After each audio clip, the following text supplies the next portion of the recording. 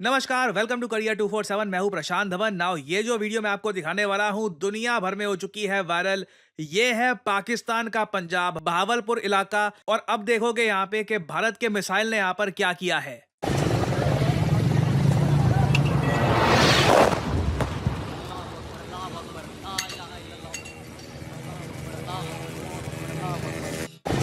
ऐसी बहुत सारी वीडियोस आज के समय पाकिस्तान से इमर्ज हो रही हैं जो ऑथेंटिकेटेड वीडियोस हैं, जो जेन्युइन वीडियोस हैं, लेटेस्ट वीडियोस, यही मैं आपको यहाँ पर दिखा रहा हूँ। और ये जो दृश्य है पाकिस्तान से, अगेन आज के समय इंटरनेट, फोन वगैरह सबके पास है। मैं वैसे ये बता दूं, भारत ने 9 स्ट्राइक्स किए हैं पाकिस्तान को। जी हाँ, 8 लोकेशंस पर 9 स्ट्राइक्स किए हैं। मिसाइल से अटैक किया है बताया जा रहा है। जो कामाकाजे ड्रोन्स होते हैं, लॉयटरिंग म्यूनिशन, सुसाइड ड्रोन्स, उनसे भी यहाँ पे अटैक किया है। और पाकिस्तान की सरकार ने इन सब अटैक्स को ढकने की बहुत कोशिश करी, ब्लैकआउट कर दिया काफी जगह, इंटरनेट भी कट कर दिया, मगर कुछ वीडियोस सामने आ ही गई है। यहाँ पे आप देख पाओगे। हाँ देखना वहां कैसी आ रही है वहां से। अभी वीडियो कैच होगी नहीं होगी। नाउ रात को 2 बजे भारतीय सेना ने इसके बाद ट्वीट करी और देश को यह बताया, ऑपरेशन सिंदूर कंप्लीट हो चुका है। और यह है वो अनाउंसमेंट भारतीय सेना की जिसका हम सब लोग वेट कर रहे थे।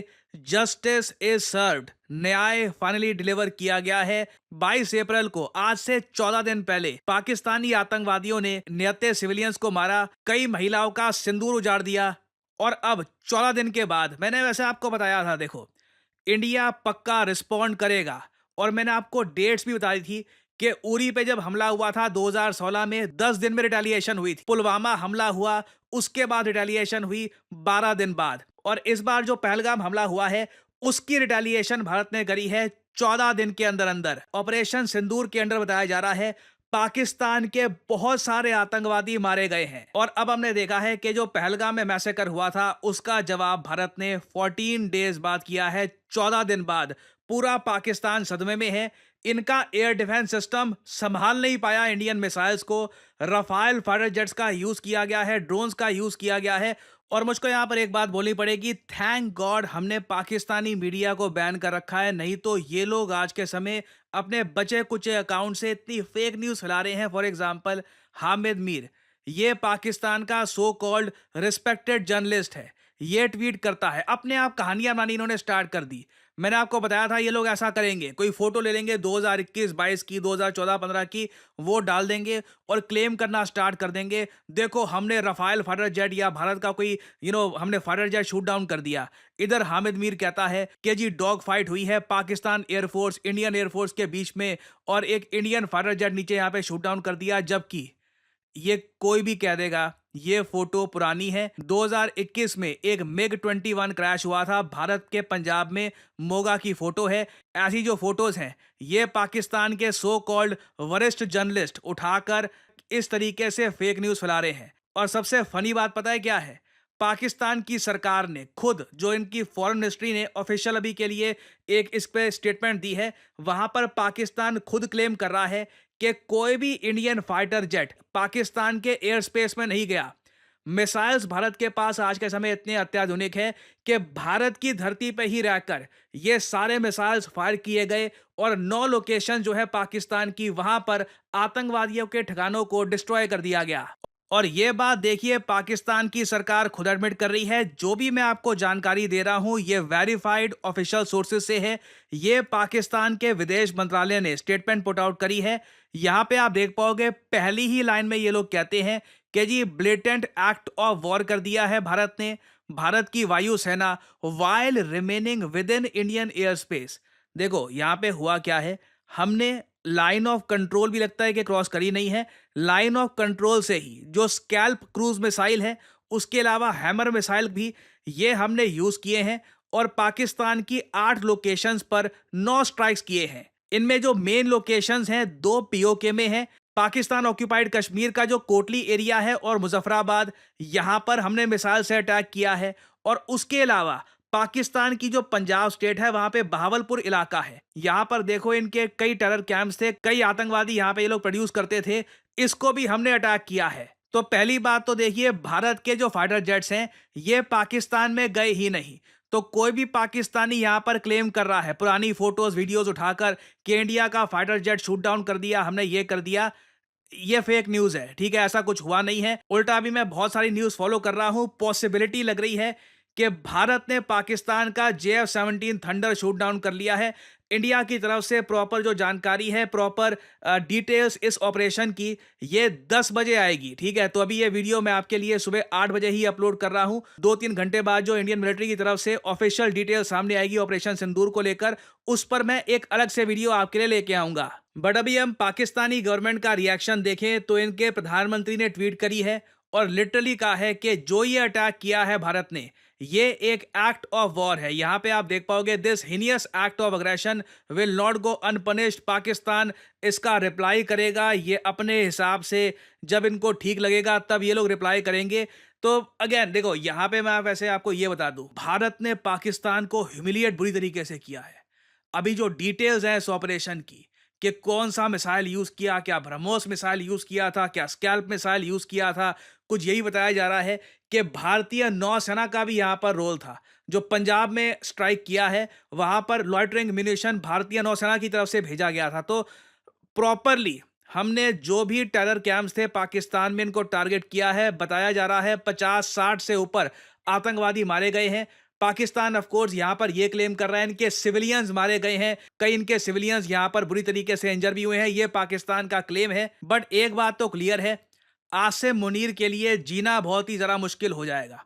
क्योंकि देखो, आपको यहां पर समझना होगा, पाकिस्तान एक ऐसा देश है जहां पर लोगों को पता है इनकी आर्मी करप्शन करती है। इनकी आर्मी टोटल बजट का बहुत सारा हिस्सा अपने पास रख लेती है।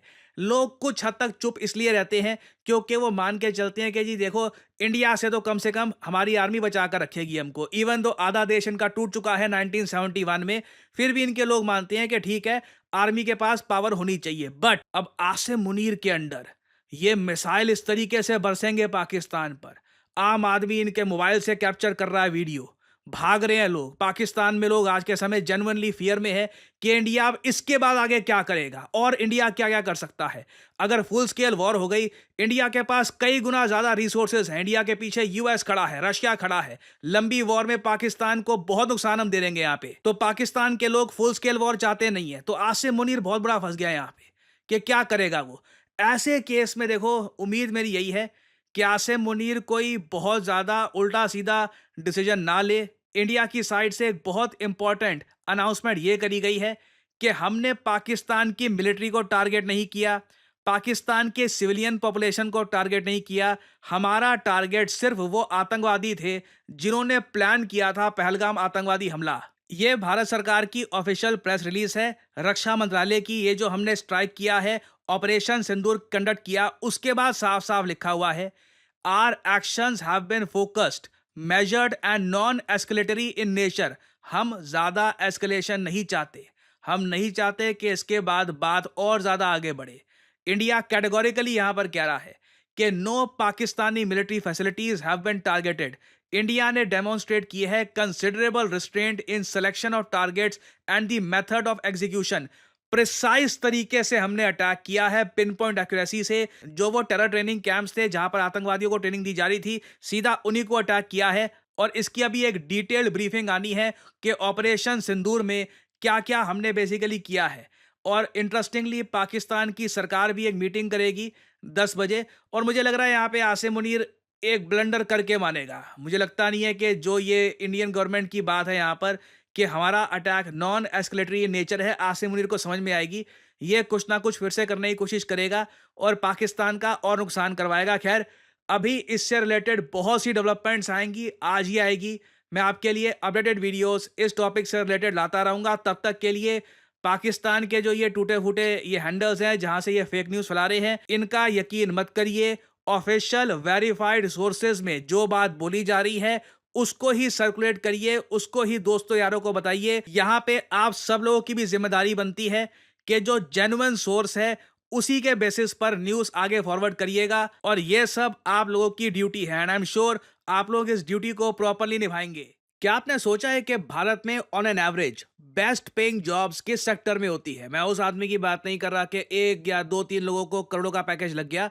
मैं यहाँ पे बात कर रहा हूँ ऑन एन एवरेज इंटरेस्टिंगली इस पर आप गूगल करेंगे तो आपको बहुत सारे ऐसे आर्टिकल्स दिख जाएंगे जहां पर साफ साफ लिखा होगा जो बेस्ट पेइंग जॉब्स भारत में होती हैं ये सरप्राइजिंगली आज के समय आ रही हैं बैंकिंग एंड फाइनेंशियल सेक्टर में, जिसको हम बीएफएसआई कहते हैं। और अगर आप एक फ्रेश ग्रेजुएट हैं, फाइनल ईयर स्टूडेंट हैं, वर्किंग प्रोफेशनल हैं, तो आपके सामने एक बहुत अच्छी अपॉर्चुनिटी है। आप अपना करियर बिल्ड कर सकते हैं as a retail banking manager, wealth manager, financial adviser, relationship manager या फिर इवन एन इन्वेस्टमेंट एनालिस्ट। और इस फील्ड में अपना करियर किक स्टार्ट करने के लिए करियर 247 आपके लिए लेके आया है retail banking and wealth management course, जहां पे आपको banking foundation, retail banking products क्या होते हैं, फाइनेंशियल एडवाइजरी के बारे में प्रॉपर जानकारी दी जाएगी और साथ ही साथ खुद को प्लेसमेंट रेडी कैसे करना है उसमें भी आपको गाइडेंस दी जाएगी। और इस कोर्स की सबसे खास बात यह है कि इस कोर्स में आपकी परफॉर्मेंस अच्छी रहती है, आप अटेंडेंस प्रॉपरली अपनी यहाँ पर देते हैं, तो कोर्स के एंड में हम लोग अपनी तरफ से पूरी कोशिश करेंगे कि आपको एटलीस्ट 2 इंटरव्यूज मिले। और अगर आप सोच रहे हैं कि इस फील्ड में इवेंचुअली कहाँ आप काम कर सकते हैं, टॉप रिटेल बैंक्स में एक्सिस, पीएनबी, एसबीआई, एचडीएफसी, हर जगह आज के समय आप अगर देखें दे नीड बैंकर्स। सिमिलरली ना सिर्फ बैंक्स, इवन जो एनबीएफसीज हैं वहां पर भी आप काम कर सकते हैं। जो वेल्थ मैनेजमेंट फर्म्स हैं जैसे कि मोतीलाल ओसवाल, फ्रैंकलिन टेम्पल्टन, वहां पर भी आपका करियर ओपन हो सकता है। बीएफएसआई सेक्टर में आप देखोगे कॉन्स्टेंटली ग्रोथ हो रही है, क्योंकि जैसे जैसे भारत की जीडीपी बढ़ेगी इस सेक्टर में ग्रोथ होना ऑब्वियस है। और करियर 247 के इस कोर्स की सबसे यूनिक बात यह है कि ना सिर्फ हम आपको सारी स्किल्स प्रोवाइड करेंगे, साथ ही साथ एक बहुत ही ज्यादा इंपॉर्टेंट सर्टिफिकेट होता है national institute of securities and markets का। ये एक एग्जाम पास करने पर मिलता है, निम्स सर्टिफिकेट।